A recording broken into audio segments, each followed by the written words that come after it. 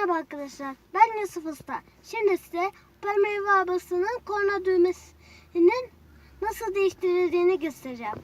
Bunun için satın aldığımız araba kornasına ihtiyacımız var. Bir de düz başlı bir tornavidaya. Evet, gördüğünüz gibi arabanın korna düğmesi yırtılmış. Hadi şimdi düğmeyi değiştirelim.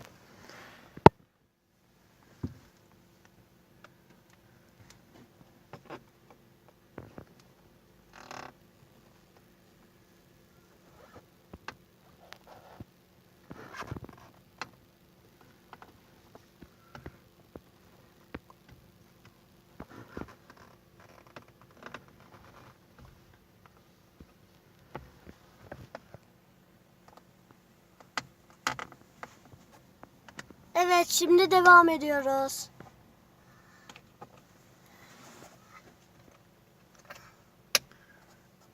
Evet, gördüğünüz gibi korna çıktı.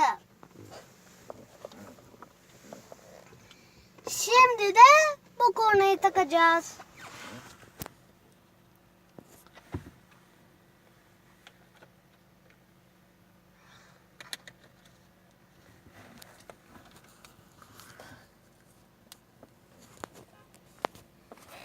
Evet, şimdi yeni araba kornası takıldı.